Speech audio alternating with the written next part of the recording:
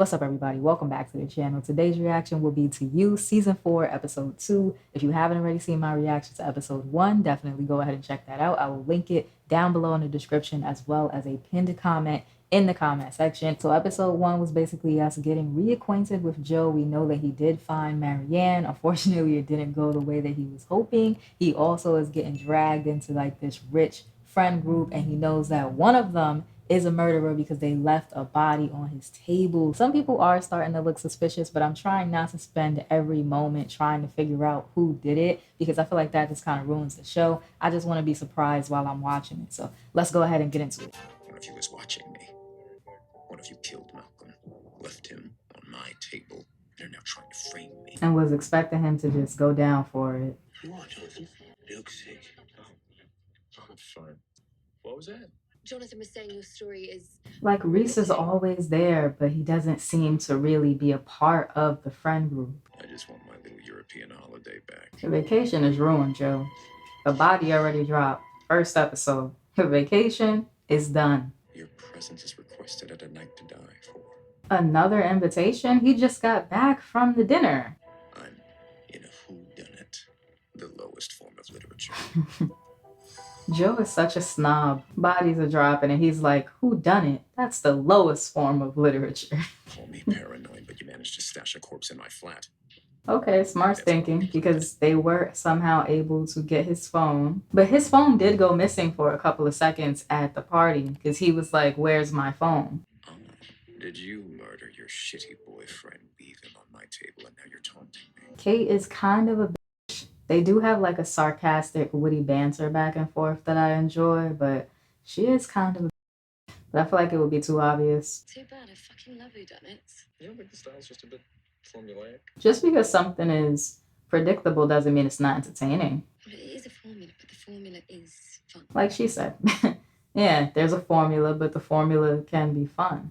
Brutally Gen Z. She's the complete opposite of this friend group that he's been thrown into. The first suspect is usually the second victim. Oh, no, I'm envisioning a single violent murder. Not a frame job. This does not sound like he's writing a book. She just broke it down for him like murder mysteries for dummies, basically. Nobody agreed you never call this number again. Before you set me up. Come again? I don't think it was him. He seemed like he just wanted the money and to get out of what he was doing. Oh yeah, you can see like the flags in the background. This man is living his best life. I don't think he set Joe up. I could be dismissing him quick, but I don't think it was him. I think he's minding his business, which is what Joe should have done in the first place, because he wouldn't be in this predicament. Nice jacket. Brown's your color. Motherfucker, where are you? Somebody is watching you like you be watching people and you don't like it. Think. Why did you kill Malcolm? Even a sarcastic response could help me crack motive, and with that I can figure out who... I love the music. It's like you can hear the wheels turning in Joe's head while he's trying to figure it out. Lady talks a lot might be exactly who I need to find you.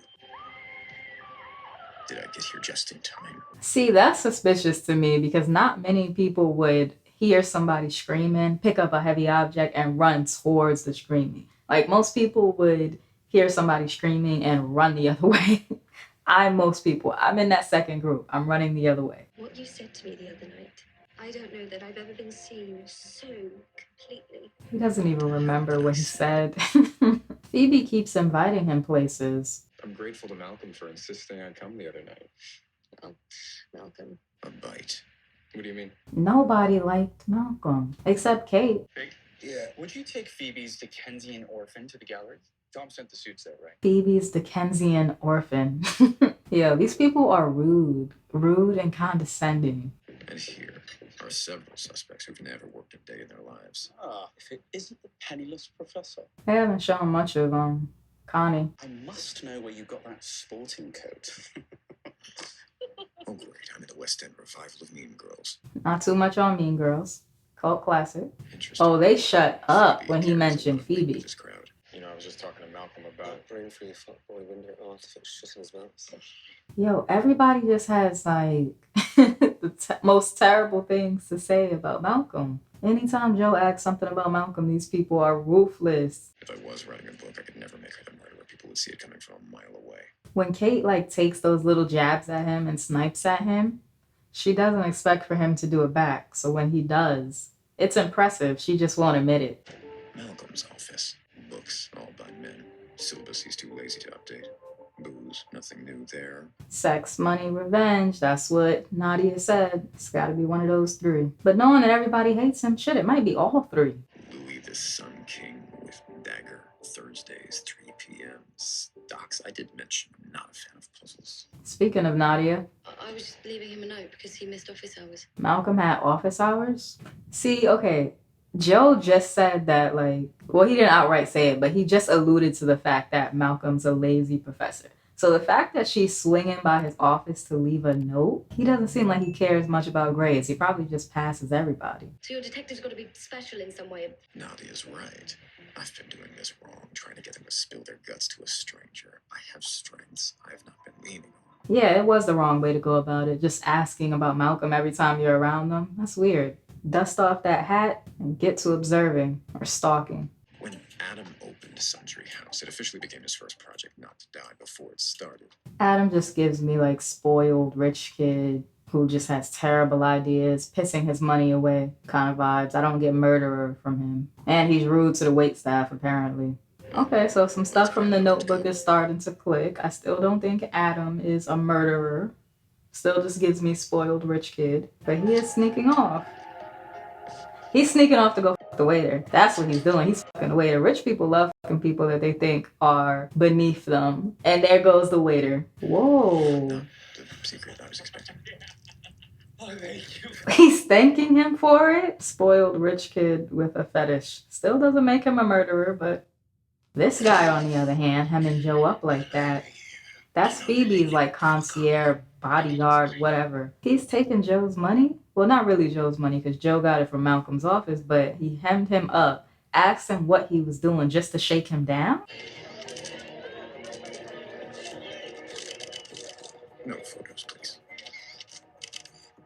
That photographer looked like she recognized him. I'm telling you, that's a lot of paparazzi. One photo and somebody's gonna connect him back to New York, LA, or whatever suburban town him and Love was living in last season.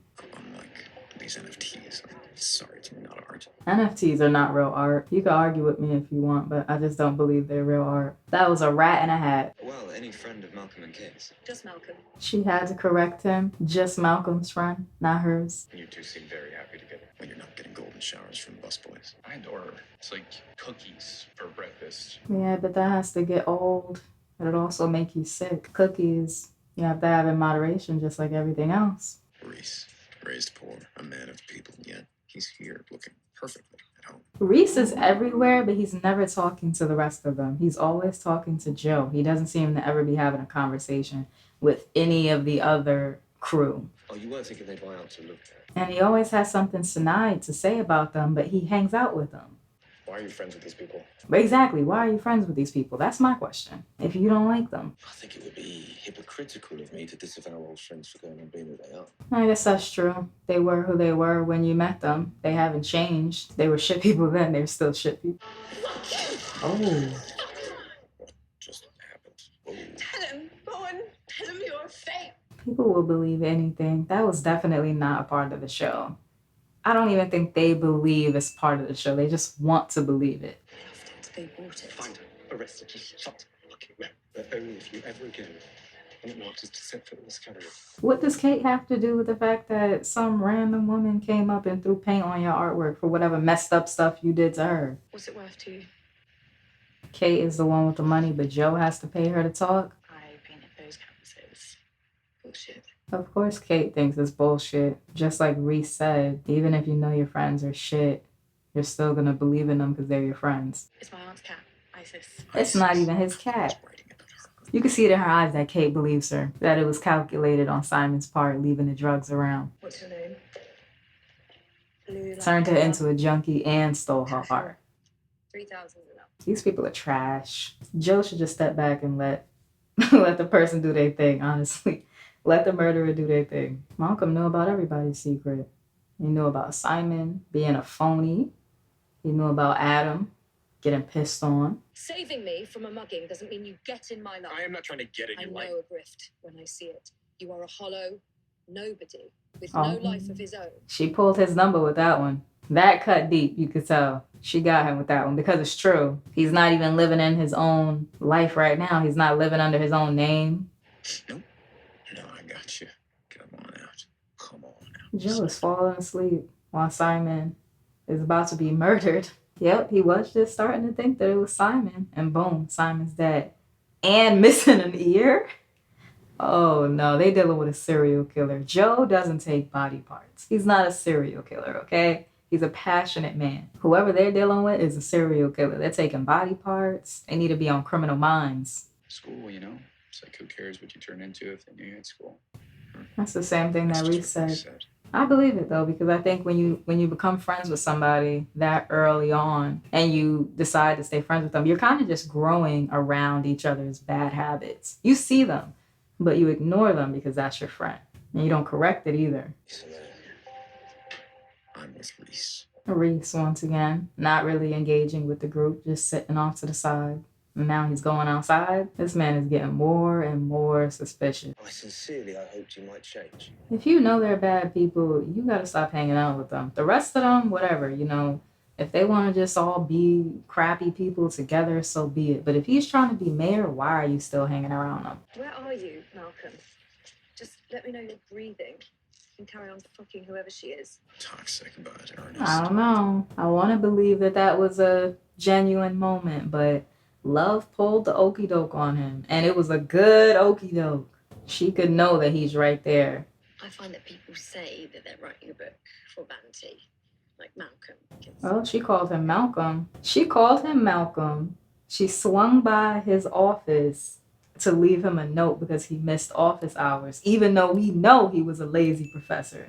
She was sleeping on him. Because I don't think that she's the murderer, so the only other option is she was smashing him. Joe did say that his classroom is the library so he could hear Malcolm smashing students. She was probably just one of many. Damn. No, it's just like I never existed. Oh, and she's hurting over She it just too. didn't. Talking about she never existed to him. Well, Malcolm really was a full spectrum asshole.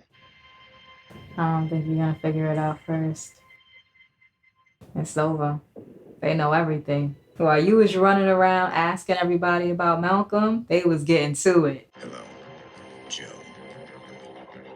Damn. Joe has to get like some leverage. He has to find his footing. And that is a wrap on episode 2. These past 2 episodes have definitely been very observation heavy. I feel like we spent the most time with Joe and just like hearing his inner monologue. He's been talking a lot. That's how we're getting to know all of the characters, all of the murder mystery players. We're getting to know them through Joe, all of their secrets and the stuff that they're hiding from each other, from the outside world. And boy, do they have some secrets. I can definitely see some people saying the first 2 episodes were slow, but I'm enjoying like the slow build up and getting to know who each of the people are, because I feel like that is going to make the payoff in the end that much better. Let me know what y'all are thinking and look out for my reaction to episode 3 coming very, very soon.